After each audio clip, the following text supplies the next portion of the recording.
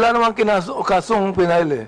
No, Mr. Chair, I filed a libel suit against Congressman Barbers. Kay Ace Barbers. Yes, Mr. Chair. Oo. Eh, huwag ka na mag-file ng libel suit sa akin. Wala naman akong sinabing masama sa iyo. Mr. Chair, Permission to speak. gusto ko lang pong sabihin kay Miss Joey, yung batas tungkol sa unjust vexation. Supreme Court has defined unjust vexation as any human conduct without violence that unjustly annoys an innocent person. Yan. Yan ang batas. Oh, the elements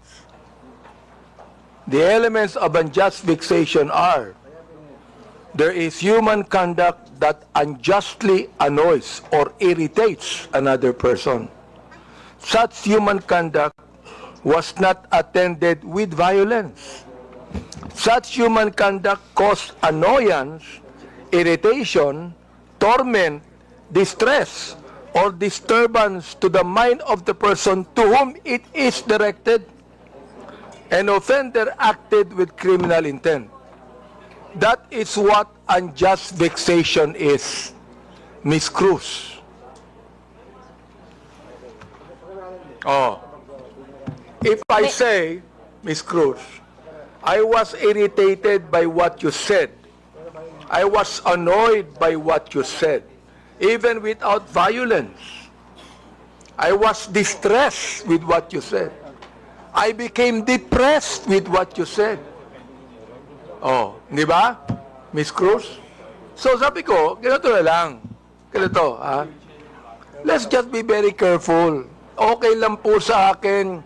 Sabihin mo sa akin, I hate Congressman Abante. I don't like him. I don't agree with him. Fine. Pero yung babanggitin mo dito, ha? Gago ako. Isasampal ko ito sa pagmumukha mo. I'm going to be FUC prepared. Ay nako. Palagay ko, very irritant yon sa pinagsabihan mo. Tama ba ako, Mr. Joie Cruz? May I respond, Mr. Chair? Go ahead, sige. Thank you. Mr. Chair, I understand that it may come across as something that you may not feel comfortable with what I said and things like that. And again, if you feel that you are aggrieved with what I said, I will welcome any action remedies from your end. No, On the other hand, Mr. Chair, you would welcome what? You would welcome what? Any remedy that you may seek, Mr. Chair. Any against legal me. action? Is that what you're saying? That is Mr. correct. Chair? Any remedy, not limited to legal action, No, Mr. Chair. I'm not going to resort to any legal action anymore. Ha? Bakit? Magbabayad ka pa ng abogado mo. Maglilitis pa tayo ng matagal na panahon. That would also be irritant to you. You do not want that to happen to you, am I right? Huwag mo Yes, sabihin Mr. sa Chair. akin that you welcome any legal action. If you, because you enumerated the elements of the Oo. unjust vexation, Siguro, Mr. Chair. ang pinakamagandang sabihin mo sa akin because I'm annoyed, mag-apologize ka sa akin. Kapag ka sinabi mo ito, hindi ba? O ngayon, kung ayaw mo, may I okay lang respond? sa akin. Ayaw mo, okay lang. Walang problema doon, Mr. Chair. Walang problema We can doon. agree ha? on that, Mr. Oo. Chair. Basta makikita nyo na lang na we are going to craft legislation that would actually regulate what our bloggers is trying to say. Let me ask our DOJ people, ano ba ang palagay nyo? Sinabi ni Miss Joie Cruz. Nandiyan ba po ng DOJ? Mr. Chair, Go ahead. Mr. Chair, right now, the only legislation we have on malicious statements being made is on LIBEL, under the revised penal code, and on RA 10175 on online libel. All right. Salamat po. Can the NBI also say something about that, Mr. Chair? Yes, Your Honor. Well, Your Honor, for purposes of discussion, we have what we call the doctrine of fair comment. So under the doctrine of fair comment, it means that every discreditable imputation publicly made is deemed false because every man is presumed innocent until his guilt is judicially proved, and every false imputation is deemed malicious. So under this doctrine, as a general rule, when the discreditable imputation is directed against a public person in his public capacity, it is not necessarily actionable. What we are talking here is whether or not it is actionable or not actionable. But as an exemption, if the discreditable imputation to a public official is either a false allegation of fact or a comment based on false supposition, it is actionable. So dito po sa doctrine na to, it's up to the person being attacked whether he wants to file a complaint or not. If he wants to file a complaint, then evidence must be submitted in order for the prosecutors to assess the evidence as well as the court kung sasampa man dito sa korte. Thank you, Mr. NBI. I'd like to also say, sapagkat marami ring bashing ang binigay ni Ms. Cruz kay Congressman Ace Barbers, di ba? Ms. Cruz, marami rin Mr. Chair, I would just like to inform the court that there is a pending action that I have against Ace Barbers. So I would like to invoke the sub judice rule on that matter. Invoke sub judice? Wala namang kasong final. Wala namang kasong final No, Mr. Chair, I filed a libel suit against Congressman Barbers. Kay Ace Barbers? Yes, Mr. Chair. Oo. Huwag ka na mag-file ng libel suit sa akin. Wala naman akong sinabing masama sa iyo. Yeah, we agreed. We did not say anything personally on each other. Okay. Well, in your numerous blogs, Ms. Cruz, you criticize the government and specific personalities. But you have not released any content addressing the West Philippine Sea issue or taking a stand against China's actions. Why is that?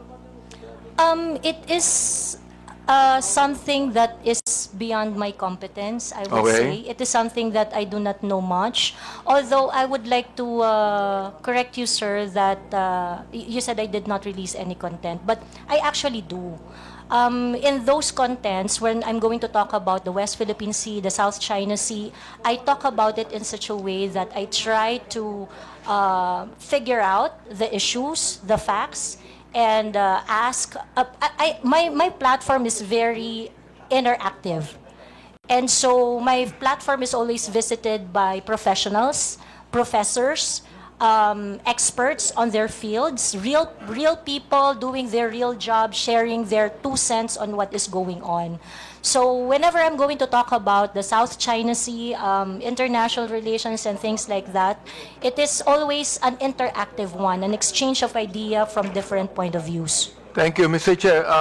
What is your, gusto ko lang tanungin, what is your current source of income, Ms. Cruz? We have a family business, Your Honor. Family business. Well, That is correct.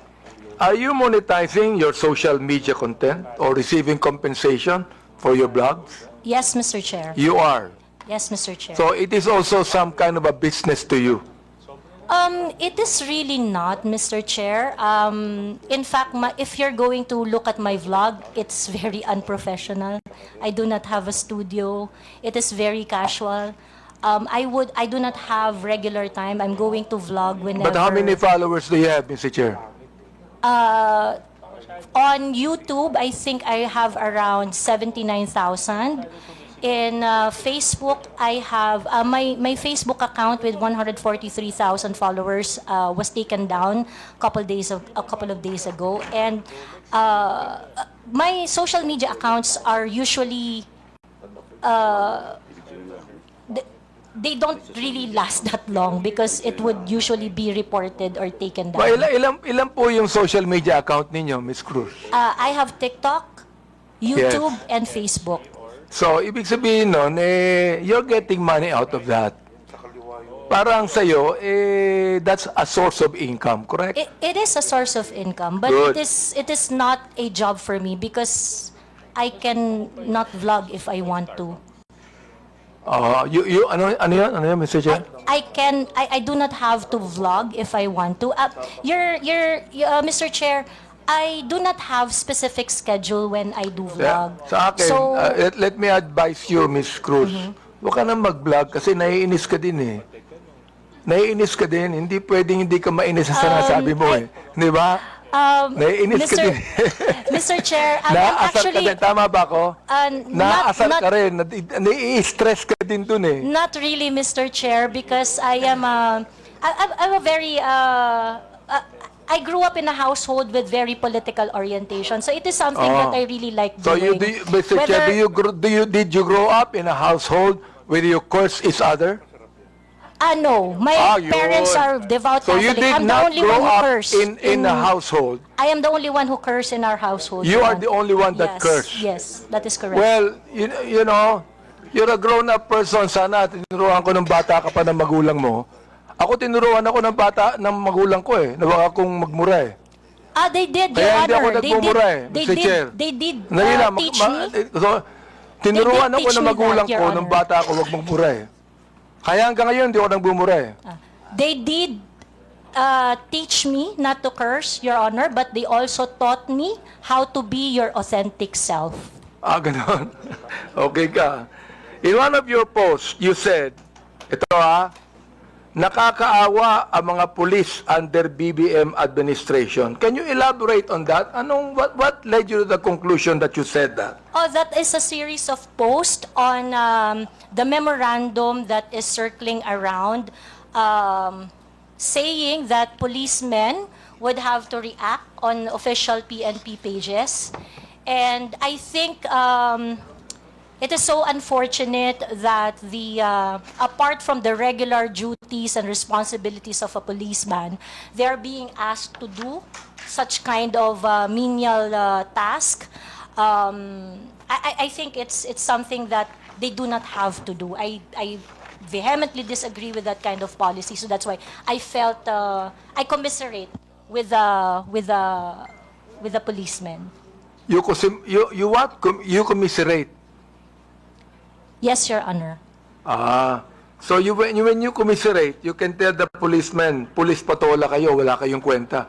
Is that how you commiserate? I never said that, Mr. Chair. Nabanggit mo yun eh. Mga pulis, wala kayong nasolve na problema. Nabanggit mo yun. Kaya nga gusto ko dang tanungin, are these statements based on any verified data? Do you have a data on that? If I know the Or time they when are I simply your posted it, personal opinion? Mr. Chair, like I mentioned earlier, so that I can intelligently identify the reaction I posted on my Facebook, ito pong kaibigan ko. I would need to know the Miss time Ako, Miss when I Ako. posted it, so that I would know the exact Miss Cruz. news. Miss Cruz, ito pong kaibigan ko si Congressman Akop, naging general po ng pulis to eh. Oo. Kaya, pag you begin to generalize, pangit, hindi ba? Let That me is ask correct. our police people there, what do you think of the statement of Miss Joie Cruz? Thank you, Mr. Chair. Oo. Pulis patola ka ba? No, of course. Hindi. No. Wala Your kang Honor. kwentang pulis. Ganun ba yan? No, Mr. Oh, Chair. you tell us about that, Mr. Chair. Well, the data will probably speak for itself that the PNP has done so much. And I think that was the statement of Ms. Cruz. But the numbers will really speak for itself, Mr. Chair. Okay. Now, ito na lang, no? In your other blog, Ms. Joey, or post directed against the Quadcom, mga members tungkol sa pag-iimbestiga over vloggers spreading fake news. Itong TRICOM po namin. You dismissed them and said something along the lines of what? Sabi mo, para kayong mga bata, tangian nyo. Hindi ko nga masabi. Di ba? Yan ang pag pinapasweldo kayo ng sambayanang Pilipino, pinagputahan ng mga tao, including ng mga vloggers, sagutin nyo mga tanong. Do you confirm this statement? Yes, Mr. Chair. Why did you say that? Because in any rants or bashing or issues I raised in my Facebook, I never really got a response. So pakiklaro a clear mo nga yung response. sinabi mong pinagputahan ng mga tao. Will you please make it clear to us, anong ibig sabihin nun? Kasi hindi ko alam ibig sabihin nun eh. Yes, I will explain, Mr. Chair. Yes, please. Pinagputahan ng mga tao means pinagtrabahuhan ng manggagawang Pilipino ang nagpapatakbo ng bayang ito, ng kongresong ito. So therefore, the public officials should listen when there is a grievance being raised, petition being submitted by the people, especially when they are expressing dismay or standards not being met. Pinagputahan ng tao means pinagtrabahuhan ng matindi ng mga tao. Mr. Chair, yung mga taong nagtrabaho, tinatawag mong PUTA. No, Mr. Chair. Ayun ang nabanggit mo eh. And Mr. Chair, sa Katagalugan po, ang ibig sabihin po niyan, dahil nga po ang tao ay nagtatrabaho, ang isang hardworking na tao ay nagtatrabaho ng long hours, they would always express ng frustration dun sa kanilang pang-araw-araw na challenges. So that is why, ganun po ang Bulakenya po ako, Mr. Chair. I would just like to inform so that you would also have a proper context on my vernacular. Mr. Chair, marami kong kilalang Bulakenyo na hindi ganyan ang mga salita. Yeah, marami po. Marami rin po Please, ako. wag mong banggitin ang pagiging Bulakenya mo dito. But Baka it is- sabihin po ng mga Bulakenya, lahat yan, ganyan ang salita nila. I am Please, under wag oath, Mr. naman. Chair. It is like that. Mga in disente po ang mga Bulakenya. Bulakenya po ako, sir. So I can speak for Oh. my people. Isa ka, Mr. Chair, sa Bulakenya hindi disente. Now ito ha. Last question, Mr. Chair. Yes, can you wrap it up? We still have other issues. Given your consistent use of offensive language, not only against me, against others, for example, personal insults, unfounded allegations, you cannot even verify it with your data. Do you believe your actions are still protected under freedom of expression? I take exception, Mr. Chair, Or on have you crossed the alleging line unfounded accusations because Or have you crossed the line into abuse of your right? I understand my right, Mr. Chair, and I understand that I have no right to abuse my right. Good. So, ibig sabihin doon, you have no right to use abusive language against a person you do not even know personally. Using profanity is not necessarily abusive, Mr. Chair. Well, you made that in a personal way. So, let the people judge it. No, because Correct, a lot Mr. of people Chair. are watching Agree. now. Let the people judge Mr. it. Chair. So, siguro, yun na lang, Mr. Chair, ang may tanong ko kay Miss Joey, siguro ngayon, makakilala na kami ngayon, siguro magiging close na kaming dalawa. Baka kayo ng sunod na love team. Mr. Chairman, Mr. Chairman, Mr. Chairman, may I inquire, sino po yung sa tabi ni no resource person?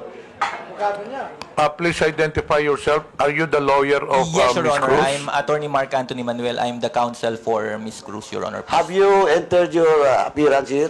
Yes, Your Honor, please. So Mr. please Chair. be reminded that you can only give legal advice to your client and you ask the chairman. Yes, Your Honor. Please sit not in the resource person at the back. You are not allowed to sit.